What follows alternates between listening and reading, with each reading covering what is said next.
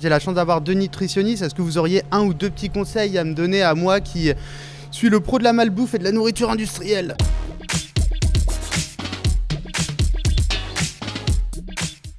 On est dans la jolie ville de Valbonne pour un événement lié à la Semaine du cerveau. Et ce soir, on va parler un peu de nutrition.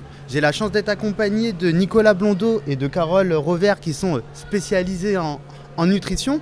Ma première question concerne un sujet d'actualité assez récent. On a vu que la nouvelle pub pour Nutella a fait débat.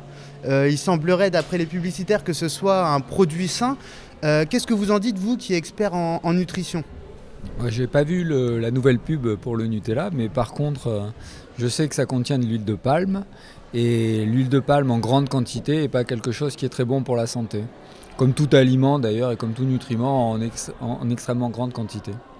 Donc, on discutait un peu tout à l'heure et j'ai cru comprendre qu'il n'y a pas vraiment de mauvais aliments, il y a plutôt des mauvaises quantités, c'est ça l'idée? Des mauvaises habitudes alimentaires et des mauvaises quantités, tout à fait. Je pense qu'on doit manger un peu de tout et en quantité suffisante, juste suffisante, pas excessive et pas qu'un type d'aliment. Donc si on mange un pot de Nutella par jour, je pense que ça peut présenter de gros dangers. Mais une tartine de Nutella de temps en temps, si le reste de l'alimentation est équilibré, je pense pas, j'en donne à mes enfants.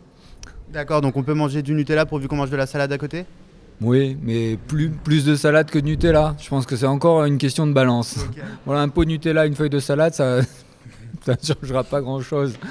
Donc il faut vraiment équilibrer et balancer un peu tous les aliments et surtout les nutriments. Une seule source d'huile de palme, et c'est le problème avec le fait des produits transformés à l'heure actuelle qui vont plus orienter. Vous allez consommer sans le savoir plus d'un nutriment ou d'un aliment, plus d'huile de palme, plus de sucre que ce que vous pourriez consommer normalement. Et c'est ça qui est mauvais. Est-ce que vous pouvez m'expliquer ce qui se passe exactement? Puisque moi, j'ai tout le temps faim. Qu'est-ce qui se passe dans mon cerveau et dans mon ventre?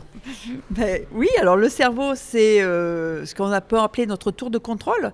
C'est lui qui nous commande. Et donc dans le cerveau, il y a une toute petite zone qui porte un nom un petit peu compliqué qu'on appelle l'hypothalamus. Et c'est lui qui est notre centre de satiété qui va vous dire stop, il faut arrêter de manger. Comment fonctionne ce centre de la satiété du coup? Comment ça marche?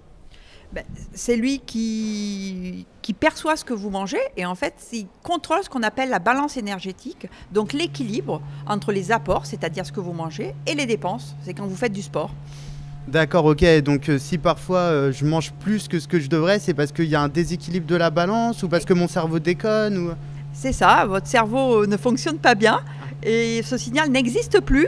Et finalement, vous allez avoir tout le temps envie de manger. Et c'est ce qui peut amener à l'obésité, qui est un réel problème de santé majeur actuellement. Alors justement, j'ai la chance d'avoir deux nutritionnistes. Est-ce que vous auriez un ou deux petits conseils à me donner à moi qui suis le pro de la malbouffe et de la nourriture industrielle? Aucun. J'ai aucun conseil puisque je ne suis pas capable de les appliquer à moi-même. Il faut faire beaucoup de sport et puis manger un petit peu de tout. Et je crois que ce qui est le plus délétère, c'est le sucre. Voilà. Et puis, quant aux lipides, il faut faire attention à ne pas en manger trop, mais il y a des lipides qui sont, on va dire, bénéfiques, comme l'huile de colza. Okay. Et puis des lipides qui sont délétères, comme l'huile de palme, dont mon collègue parlait tout à l'heure. D'accord, ok. Donc la morale de tout ça, si j'ai bien compris, c'est de faire attention, mais de ne pas tomber dans une forme d'extrémisme alimentaire.